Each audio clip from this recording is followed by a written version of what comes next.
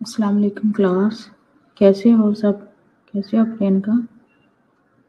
Actual में वो PPT upload हो रही है अभी।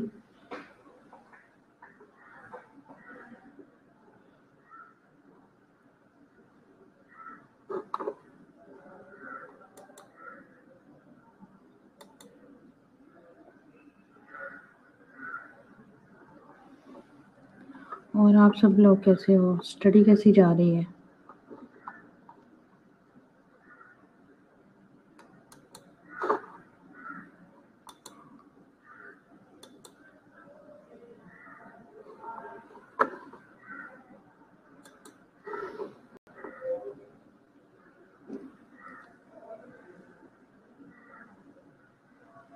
मैं ठीक हूँ प्रियंका। स्टडी कैसी जा रही है आप लोगों की?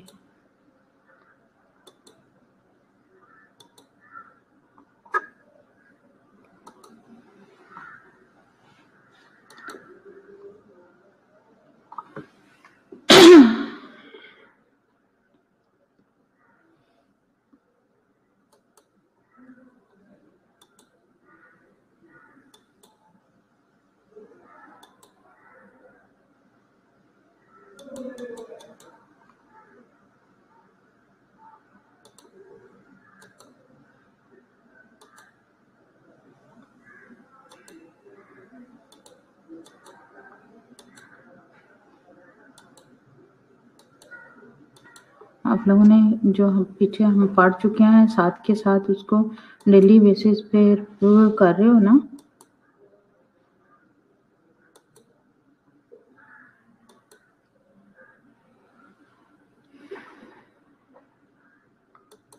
आप लोगों के स्टैंड अप मीटअप जब आप लोग आओगे, आई होप कि 1 महीने का वक़्फ़ा देने के बाद होंगे, ताकि उस दौरान में आप लोगों के टेस्ट सेशन वगैरह हो सकें।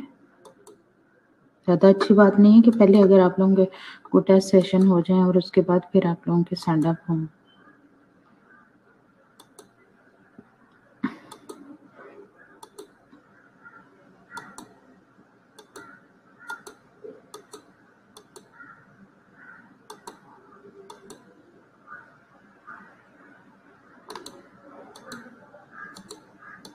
तो इतनी बड़ी पीपीटी है।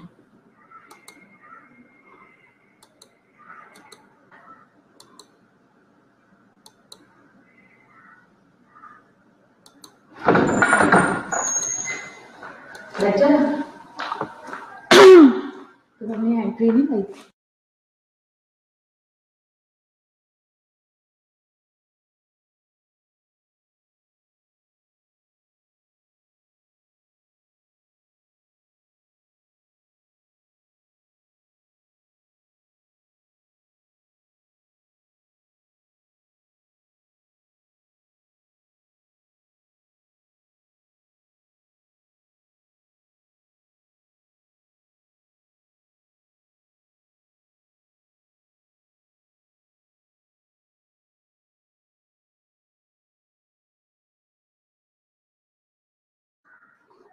कायनात अभी तो कन्फर्म नहीं है, शायद हमें तो यही था कि 15 तक शायद आपको बुला लेंगे, बट अभी मैंने रूम दोबारा देखा नहीं जाके आप लोगों के सीट्स का वहाँ क्या बना।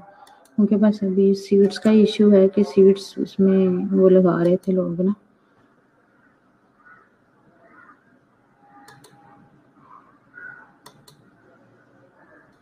तो सीट्स लग जाती हैं तो फिर इंशाल्लाह।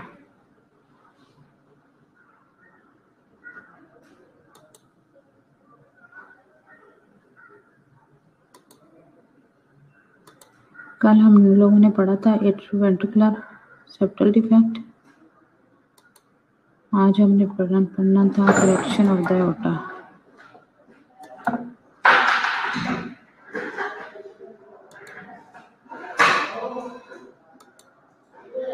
राइट, किसी ने इसके रिव्यू किया?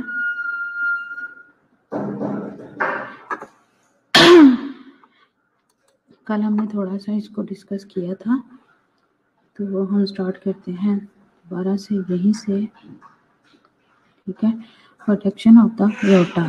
प्रोटेक्शन ऑफ द, इसका क्या मतलब है ये नैरोइंग हो जाता है, ठीक है। Narrowing of the aorta can occur anywhere, but it is most likely to happen into the segment just after the aortic arch.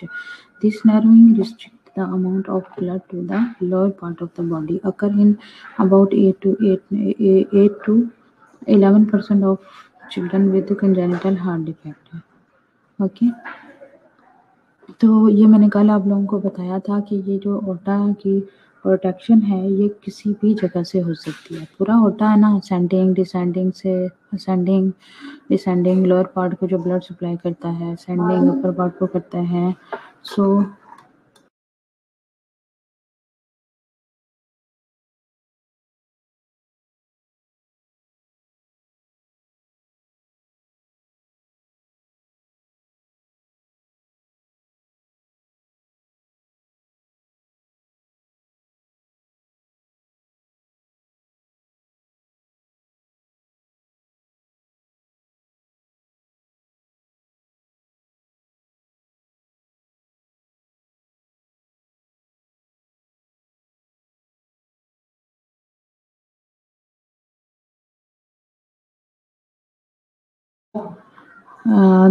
तो मैं बता रही थी कि ये किसी भी जगह से इसकी जो है प्रोटेक्शन हो सकती है। मोस्टली प्रोबेबली जो मैंने आप लोगों से कल कहा था कि ये जो है ना ये एओर्टिक आर्च के पास से होती है और मेन जगह से मोस्टली जो होती है वो डक्टस आर्टेरियोसिस के पास होती है और असेंडिंग और डिसेंडिंग एओर्टा के दरमियान में, ठीक है। मोस्ट प्लेस जो है वहीं से होती है, अदरवाइज ये कहीं से भी हो सकती है, दैट इज नॉट फिक्स। और इसका इफेक्ट क्या होता है? The left ventricle has to work harder to try to move blood through the narrowing in the aorta, ठीक है। लेफ्ट साइडेड हार्ट फेलियर हो जाता है। BP is higher above the narrowing and lower below the narrowing, mean कि जो upper part होगा ना उसमें ब्लड प्रेशर जो होगा वो हाई होगा then below. The wall of the arteries may become weakened by high pressure, spontaneous tears आ जाता है उसमें because of the, क्योंकि उसको इंक्रीज होता है प्रेशर की वजह से उसमें टीयर आ सकता है, ठीक है। काज जो है स्ट्रोक होता है, डेफिनेट जहाँ कंजेशन होती है वो स्ट्रोक के लिए पॉसिबिलिटी होती है उसकी। और उसके बाद जो है ये रिस्क फॉर बैक्टीरियल एंडोकार्डिटिस के लिए होता है, जैसे कल भी मैंने आप लोगों को बताया था। डेफिनेट वो ब्लड मिक्सिंग होती है, जब कंजेशन हो जाता है तो उसमें बैक्टीरिया के चांसेस ज़्यादा हो जाते हैं, ठीक है। ये देखिए ये है प्रोटेक्शन ऑफ द एओर्टा। ये देखिए ये ओटा है, ये सेम प्लेस डक्ट आर्टेरियोसिस की विटल सर्कुलेशन जब हम पढ़ा रहे थे उस टाइम में आपने देखा होगा ये पल्मोनरी जो है आर्टरी है, ठीक है। और ये यहीं से हमने उस वक्त देखा था जो स्टेंट था उसमें शंट जो था वो डिवाइड हो रही थी यहाँ से, ठीक है।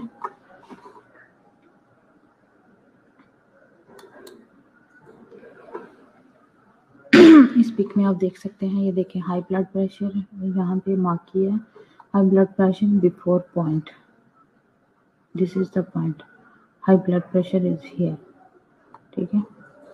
और उसके बाद जो है low blood pressure beyond point of the protection, right. और ये ज़्यादा अच्छे से दिखाई गई है यहाँ पे प्रोटेक्शन।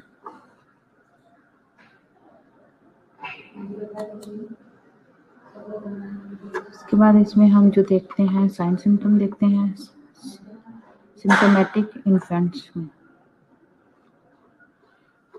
हिस्ट्री में हम देखते हैं कि पुअर फीडिंग होगी, डिस्निया होगा एंड पुअर वेट अगेन होगा, और sign of acute circulatory shock में develop in the first 6 week of life. Physical examination करें तो मीन ऑस्कल्टेशन करें हार्ट को तो क्या होता है, इन्फेंट विद प्रोटेक्शन ऑफ ओटा और pale and experience varying degree of respiratory distress हो जाती है। ओलिगोरिया होता है एंड एनयूरिया होता है। ओलिगोरिया का कोई मुझे बताएगा कि क्या होता है?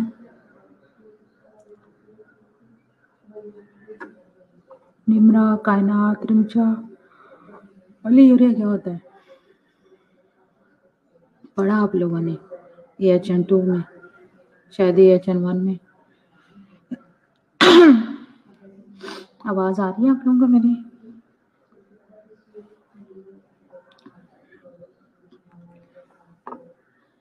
डियर क्लास, आवाज आ रही है आप लोगों को? अभी मैंने आप लोगों से पूछा कि ओलिगोरिया क्या होता है, उसी से ही एनयूरिया होता है। कुछ लोग इसे एनोरिया भी बोलते हैं।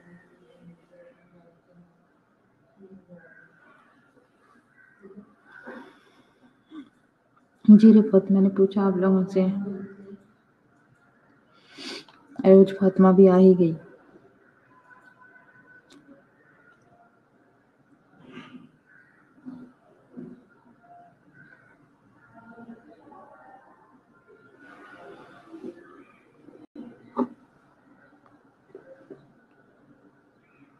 गुड, ये किसने बताया? रेबिशा ने। Less urine output, yes.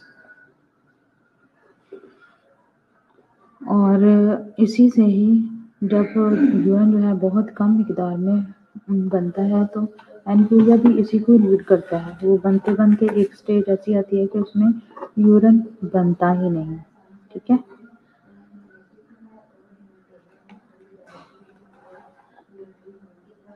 Kidney जो होती है ना, वो बहुत कम मिकदार में प्रोड्यूस करती है यूरिन। इसमें जो है वो पर्सन फर्स्ट एक्सपीरियंस में ही, ओलिगोरिया के फर्स्ट एक्सपीरियंस में ही हो सकता है, या फिर वो कंटिन्यू एपिसोड उसके चलते रहते हैं तो उसके बाद एक कंडीशन आती है कि वो एनयूरिया हो जाता है। ठीक है, उसके बाद आ गया जनरल सर्कुलेटरी शॉक हो जाता है एंड सीवियर एसिडीमिया होता है। हाँ, एसिडीमिया क्या होता है ये भी आप लोगों ने इसमें बायोकेम में पढ़ा। एसिडीमिया कॉमन होता है ये।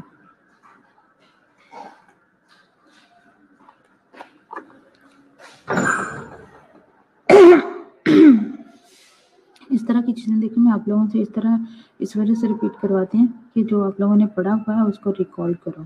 सेकंड ईयर में आप लोगों ने ये सारी डिजीजेज जो हैं वो पढ़ी हैं।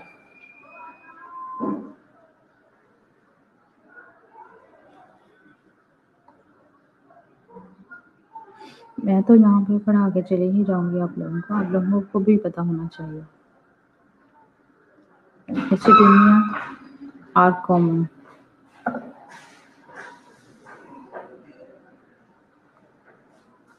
मैं वेट करती हूँ आप लोगों का और अगला बताती हूँ।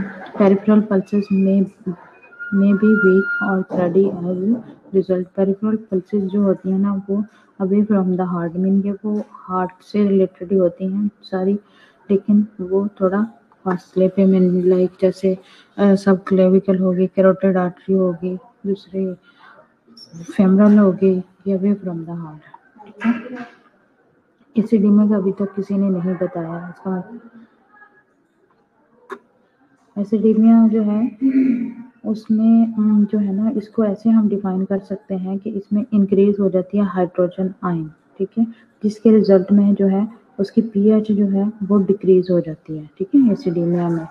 और इसके साथ ही होता है जी, किसने ये बताया है? मीरब अशरफ ने।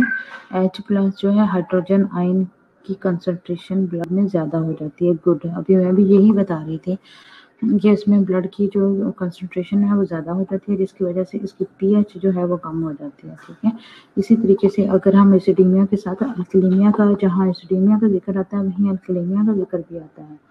ठीक है, और उसमें जो है इसी तरह इसके ऑपोजिट होता है कि हाइड्रोजन आयन की कंसंट्रेशन जो है वो कम हो जाती है और पीएच जो है वो ज़्यादा हो जाती है। ठीक है, ये अल्कलीमिया का बता रही हूँ मैं। एसिडीमिया जो है पीएच कम होती है।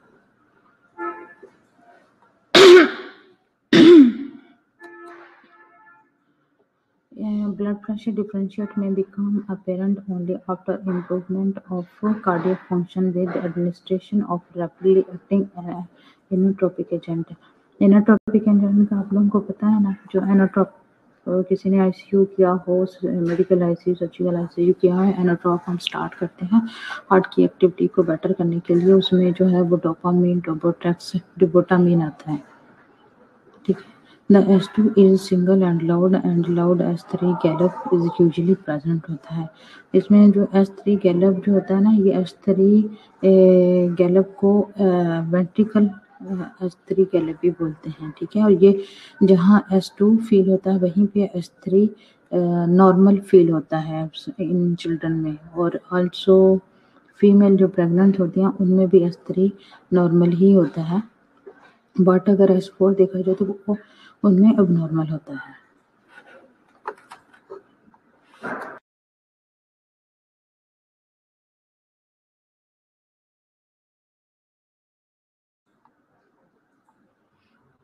ओके, इसके बाद देखिए a non specific ejection systolic murmur is audible over the प्रीकॉर्डियम।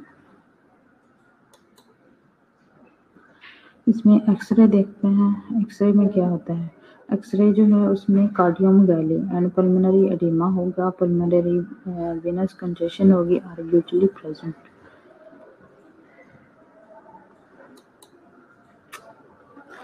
ये देखें, इसमें जो है ना the blue arrow to the actual, यहाँ मैंने पीपीटी जो आप लोगों को सेंड करूंगी उसमें मैं इसको ब्लू कर दूंगी, ठीक है। आज मैं जो ये सारी पीपीटी आप लोगों को सेंड कर दूंगी और कल इंशाल्लाह हम लोग इसको इस साइनोटिक जो टॉपिक था इसको कल हम कंप्लीट कर देंगे। नेक्स्ट जो वीक होगा उसमें हम जो है वो साइनोटिक स्टार्ट करेंगे जिसमें टेट्रोलॉजी ऑफ द फैलड है, वो भी इंशाल्लाह आई विल ट्राई के एक ही वीक में ख़त्म कर दूँ।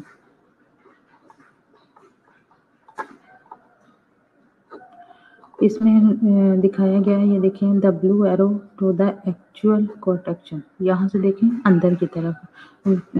उसमें पिक में आप लोगों ने देखा था ना वो कैसे जैसे सुकड़ गया है, मीन नैरो हो जाना, कंजस हो जाना, तंग हो जाना। तो ये देखिए यहाँ से फील हो रहा है कि वो अंदर की तरफ गया हुआ है, ठीक है। And the green arrow to the post-stenotic dilation of the descending aorta. See,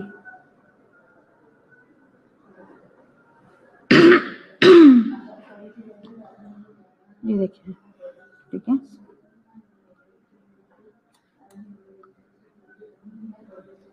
आप लोग लेक्चर भी प्रॉपर्ली अटेंड करते हो या बस जो है वो दूर मोबाइल पड़ा हो और आके लिख देते हैं जी मैम।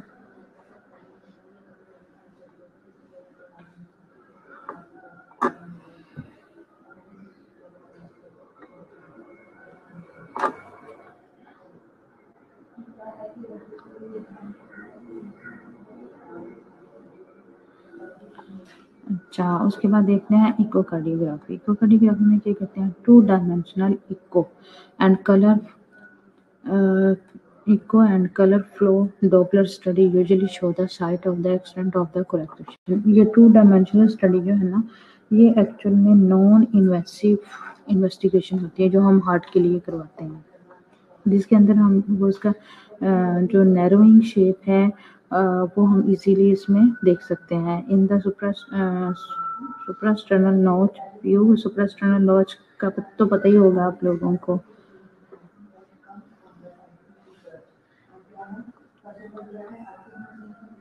सुप्रास्टर्नल नोच होती है जो नेक के दरमियान में ना जो जगह है उसके बिल्कुल दरमियान में आप लोग देखें, सब क्लेविकल के पास जो दरमियान में उसको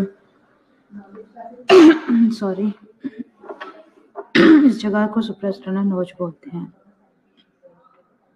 ठीक है। ए थिन वेज शेप होती है, posterior shell image in the posterior lateral aspect of the upper ascending aorta, descending aorta, okay। Natural history जो बच्चों में अगर नेचुरली देखा जाए तो बच्चे जिसके साथ पैदा होते हैं, about 20% to 30% of all patients with protection of the aorta develop congenital heart failure by 3 months of age. It is undetected or untreated। अगर इसको प्रॉपरली, जी जी मेरे सही बता रहे हो आप, above the sternum।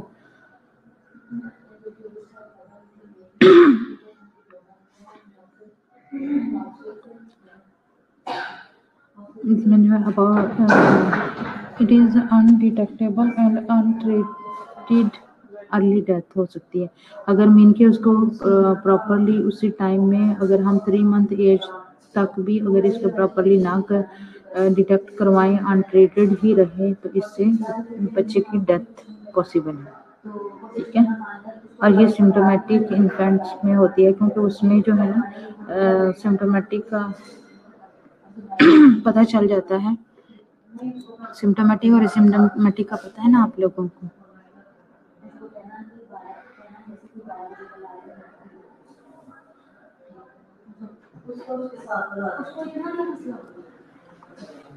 इसकी मैनेजमेंट देखते हैं।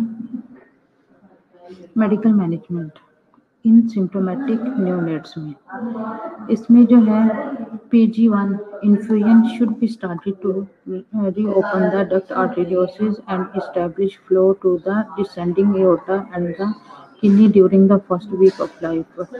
जैसे हम कहते हैं ना कि इनको एनाट्रॉप्स हम लोगों ने स्टार्ट किया, इसी तरह ये PG1 ये भी इन्फ्यूजन है, ये प्रोस्टाग्लैंडिन इन्फ्यूजन होता है, जिसको जो है हार्ट को बेटर करने के लिए, ओपन करने के लिए, जैसे नर्विंग है तो उसको उसकी ट्रीट के लिए ये स्टार्ट करवाते हैं इन्फ्यूजन। ठीक है, intensive anti congestive measure with short acting inotropes agent के लिए करते हैं। उसमें मैंने पहले भी आप लोगों को बताया, जैसे ये डोपामिन एंड डोपोटामिन और डायरेटिक है, ऑक्सीजन है, ये स्टार्ट करवाते हैं। ठीक है, उसके बाद आ गया balloon angioplasty can be useful procedure for the sick infant in home। standard surgical management carries a high risk। इसके लिए मैं आप लोगों को रिकमेंड करूंगी, जब बलून एंजियोप्लास्टी होती है कि एक ना लाइक स्टेनलेस स्टील की तरह का स्टंट होता है, उसको एंटर करते हैं। बाजू का तो जो है वो एक्सट्रीमिटीज के जरिए वेन के जरिए इसको एंटर करते हैं हार्ट में, और उसके बाद जो है ना बैलून में एयर फिल करते हैं ताकि उसको ओपन किया जा सके। इसके लिए मैं रिकमेंड करूंगी कि आप लोग खुद से इसकी वीडियो देखो, आपको ज़्यादा अच्छे से समझ आएगी, क्योंकि हम इस वक्त ऑनलाइन हैं तो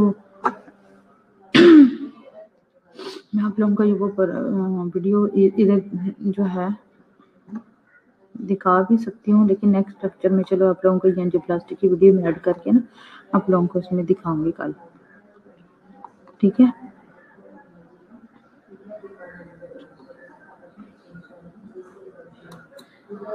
उसके बाद अगर surgical indication and timing. If congenital heart failure or circulatory shock develop early in life, surgery should be performed on an urgent basis।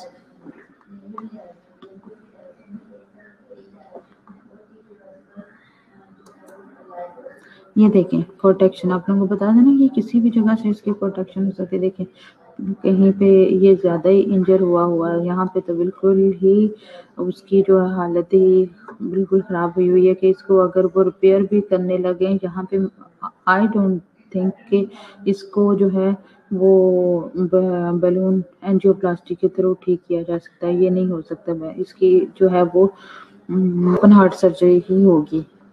ठीक है, ये देखें ये इस शेप में हो सकता है कि बलून एंजियोप्लास्टी की हो सके, इस शेप में भी हो सकता है, ये डिपेंड करता है उसकी शेप। इसमें तो इतना नहीं करना पड़ेगा, इस तरह की शेप में इसमें बलून एंजियोप्लास्टी हो जाएगी। मीन के जो इस तरह की कंडीशन है, इस तरह की कंडीशन में जो है फिर वो इलेक्टिव सर्जरीज होती हैं और उसमें प्रॉपर ओपन हार्ट सर्जरी होती है। ठीक है, फिर आ गया asymptomatic infant and children.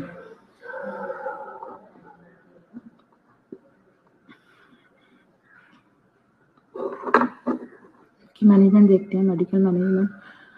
Children with mild protection of the aorta should be watched closely for hypertension in the arm or for increasing pressure difference between the arm and the legs। ठीक है, यानी कि हम जो है उसका arm से भी ब्लड प्रेशर चेक करेंगे और उसका लेग से भी चेक करेंगे, और दोनों में फिर डिफरेंस देखेंगे। जैसे हमने पीछे जो है वो पढ़ा कि जो अपर साइड है वहाँ पे ब्लड प्रेशर इसका हाई होगा देन लोअर एरिया में, ठीक है। उसके में जो है एंजियोप्लास्टी होगी, बैलून एंजियोप्लास्टी होगी, ए बैलून एक्सपेंडेबल स्टेनलेस स्टील, मैंने आप लोगों को पहले भी ये इसके बारे में बता चुकी हूँ, implanted equivalent with balloon angioplasty, okay. An absorbable metal stent is in the experimental stage, experimental stage पे इसको जो है हम यूज़ करते हैं। इसमें जो है वो सर्जिकल इंडिकेशन एंड टाइमिंग देखते हैं, protection of the aorta with hypertension. अच्छा, ये मैं भी आप लोगों का ये सही कर दे रही हूँ, इसमें कुछ लोग जो है वो यूज़ करते हैं प्रोटेक्शन और कुछ लोग डायरेक्टली रवानी से पढ़ जाते हैं कोरेशन ऑफ द एओर्टा, ठीक है। दोनों ही ठीक हैं। इसमें है with hypertension in the upper extremities or with a large systolic pressure gradient equal to or greater than 20 mmHg between the arms and the leg will indicate that elective surgical correction is necessary between the age of 2 to 4 years, right? समझ आ गई आप लोगों का?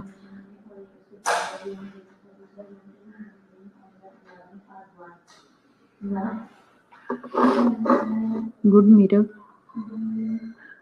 ये सारे बच्चे इसी links को ओपन करके भी ये वीडियो देख सकते हैं। Thank you मीरव।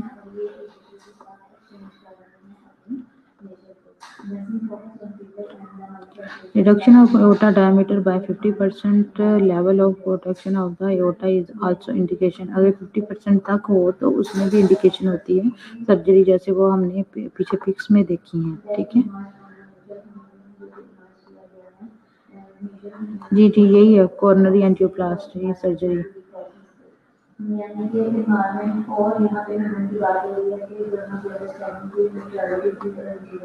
को अच्छा लगता है स्टूडेंट साथ जब पार्टिसिपेट करते हैं ना, तो उस वक्त अच्छा लगता है कि स्टूडेंट जो हैं आपको देख रहे हैं, सुन रहे हैं,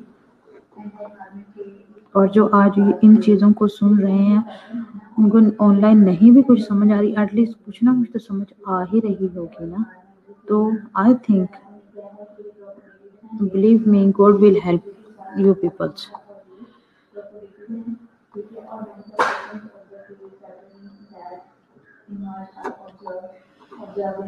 Older children are operated on soon after the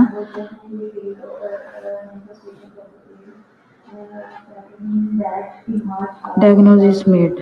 तो ओल्डर चिल्ड्रन जो है वो उनमें जो है इसको डायग्नोज कर सकते हैं, इसकी अगर 50% हो उसके लिए सर्जरी के लिए, ठीक है।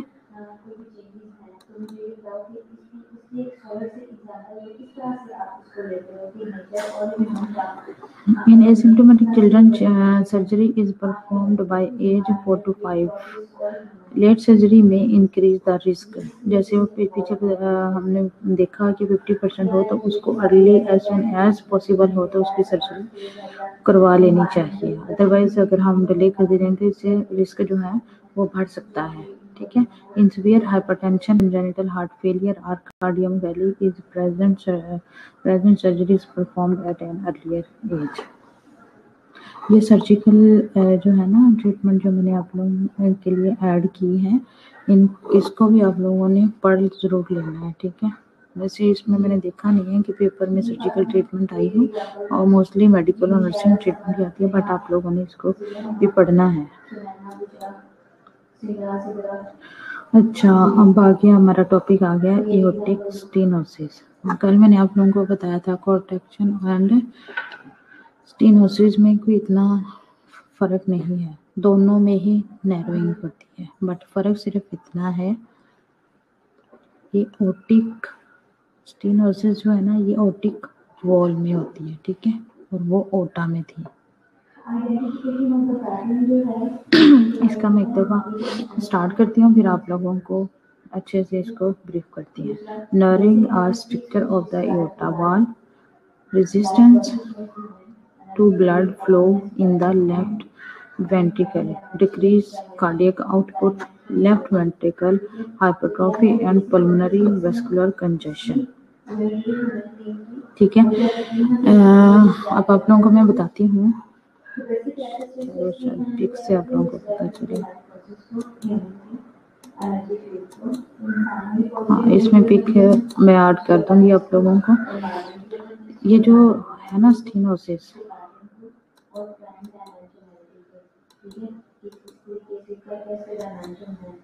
एओर्टिक स्टेनोसिस, वो हार्ट में जो है 4 वेल्व होती हैं, ठीक है, 2 इनपुट होती हैं, 2 आउटपुट होती हैं।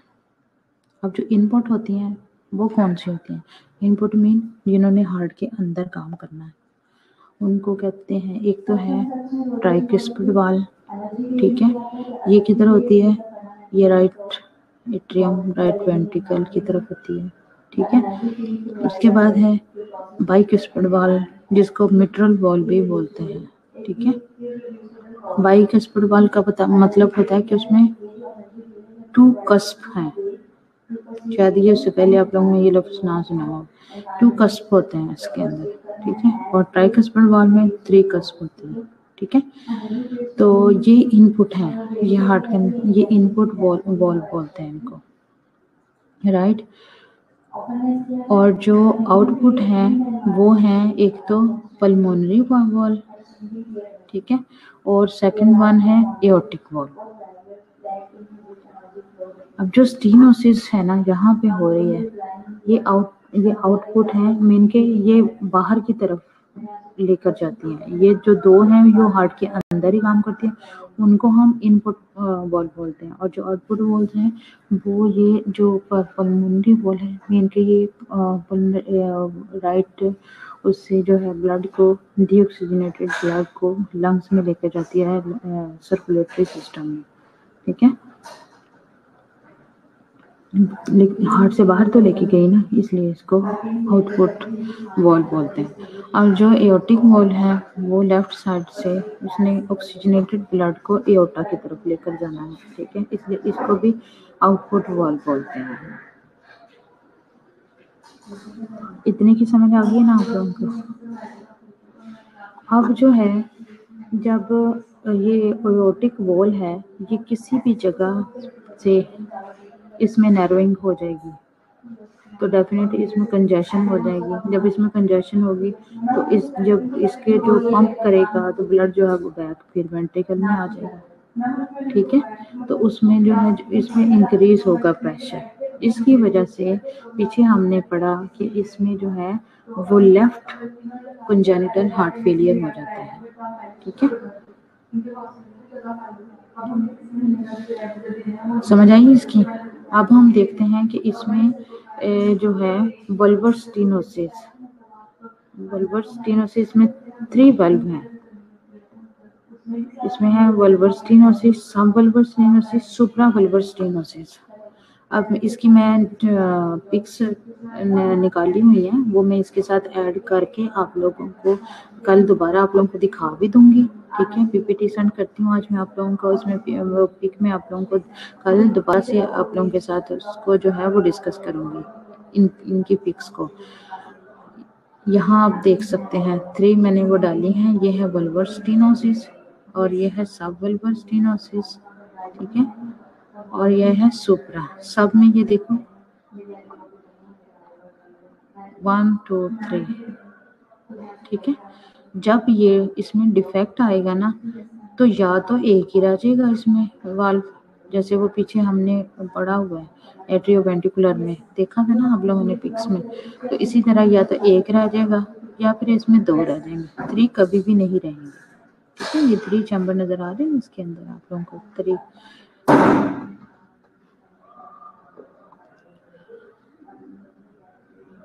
अब हम पीछे जाते हैं, ठीक है। वल्वर में द मोस्ट कॉमन टाइप, ये मोस्टली वल्वर में जो है वो डिफेक्ट होता है, द मोस्ट कॉमन टाइप है ये, and usually caused by malformed cusp.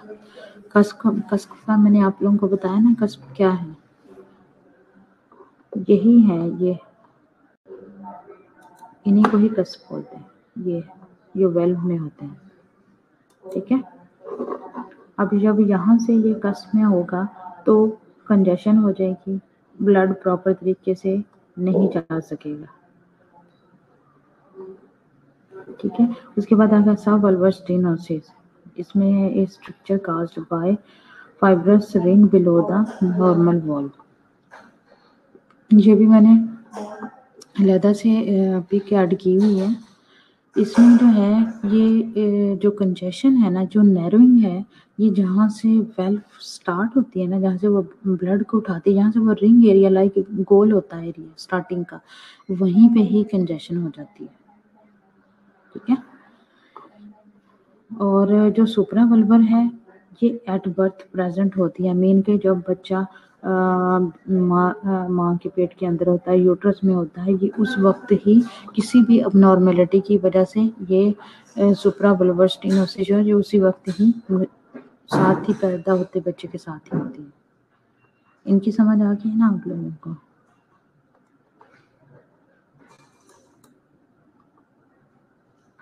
इसको देख लें हम लोग।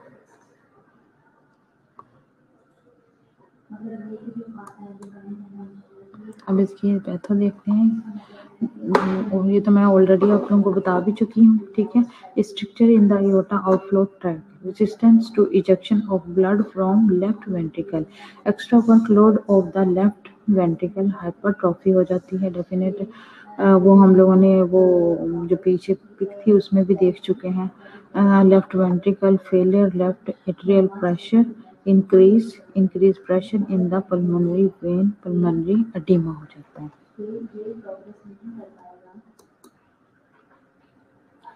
इसमें जो है क्लिनिकल क्या हम देखते हैं, फिर उसके बाद फिर रोल कर लगाते हैं। न्यूनेट्स विद क्रिटिकल और सीवियर स्टेनोसिस हो जाती है एओर्टिक वॉल की। ठीक है। में develop sign of hyper perfusion और रेस्पिरेटरी डिस्ट्रेस हो जाएगा इसमें, related to pulmonary oedema within a days to week after birth. Most children with mild to moderate stenosis होगी और एसिम्प्टोमेटिक, ओकेजनली एक्सरसाइज इंटॉलरेंस में भी प्रेजेंट हो, exertional chest pain होगी, इजी फटीगेबिलिटी होगी, syncope may occur in a child with a severe degree of obstruction. इनके blood की जो सप्लाई है वो ब्रेन को प्रॉपरली नहीं जाती, जिसकी वजह से पेशेंट जो है अनकॉन्शियस भी हो जाता है। सिंकोप का मतलब कॉन्शियस लेवल को भी हम लोग लेते हैं, उससे जो है ना वो अनकॉन्शियस होता है, क्योंकि ये टेम्परेरी लॉस होती है ब्लड की, तो इसके जो है लॉस ऑफ कॉन्शियसनेस हम लोग इसको इनके इस्तेमाल करते हैं, लॉस ऑफ कॉन्शियसनेस। ठीक है। ये ब्लड के ऑब्स्ट्रक्शन की वजह से होती है, क्योंकि प्रॉपरली ब्लड जो है वो नहीं सप्लाई हो रहा होता इस वजह से। फिजिकल एग्जामिनेशन करें तो उसमें आ जाता है infant and children with stenosis are cyanotic and are normally develop होता है। Blood pressure is normal in most patient but a narrow pulse pressure is pressure in the severe areas. A systolic thrill होगी, may be palpable हो at the upper right sternal border in the suprasternal notch or over the aortic arteries. An ejection click may be harder with the vulvar areas. Newborn with critical as may develop sign of reduced peripheral perfusion with weak and thready pulse. पेल भी होगा, cold skin होगी, क्योंकि blood की जब supply नहीं बच्चे को properly जाती है उसके बॉडी में, तो उस वक्त जो है कोल्ड स्किन हो जाती है। कभी आप लोगों को कभी डायरिया के पेशेंट देखने को कभी मिला हो तो उसमें कभी आप लोग देखिएगा जब बच्चा शॉक में होता है ना, हालांकि उस वक्त भी सेम कंडीशन होती है कि ब्लड सप्लाई पे पेशेंट की जब डायरिया होता है तो डिहाइड्रेशन हो जाती है, डिहाइड्रेशन के लॉस ऑफ एक्सेसिव फ्लूइड जो है उसका लॉस हो चुका होता है, तो उस वक्त भी कभी पेशेंट को आप देखेंगे या ठंडा होता है। ठीक है। इसी तरह इसमें भी कंडीशन होती है एंड स्लो कैपिलरी रिफिल होती है। ठीक है।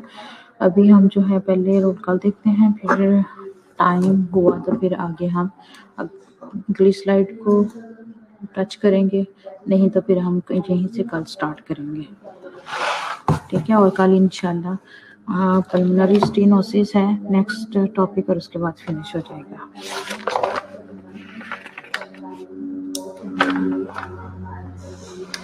वाइडस है कौन प्रेजेंट है मोनिपा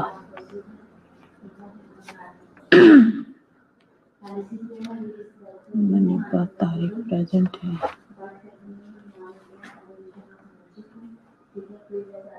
समझ तो आई है आप लोगों को? ये भी मुझे बता दें।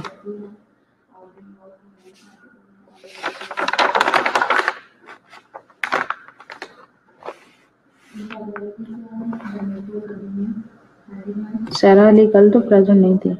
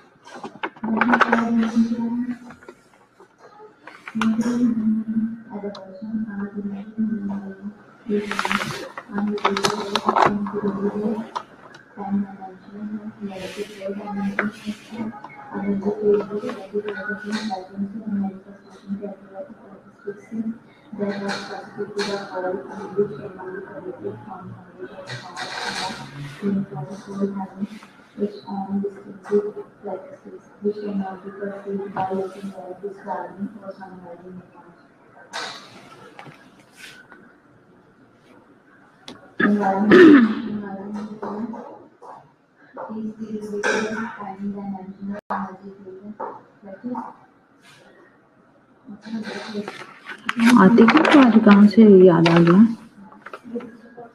आतिका बहुत कम आप ऑनलाइन होते हो।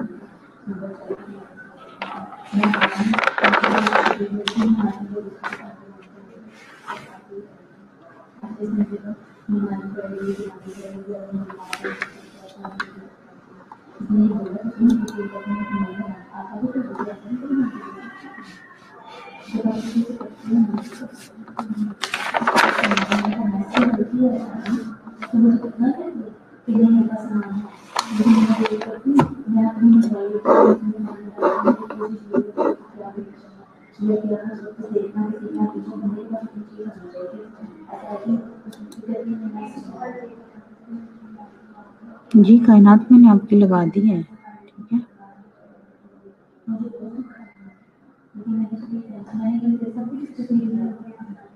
जी जी अटेंडेंस लगा रही हूँ। ये नबीला रियाज,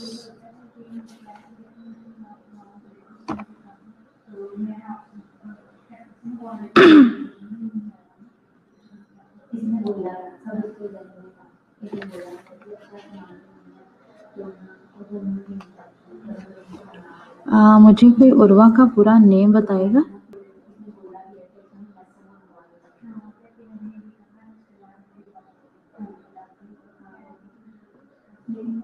उर्वा अगर आप ऑनलाइन हो अपना फुल नेम बताओ।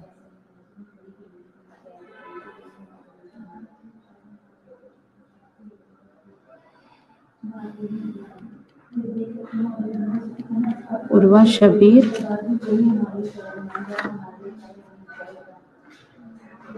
कायनात आपकी क्लास में टोटल 52 बच्चे हैं ना?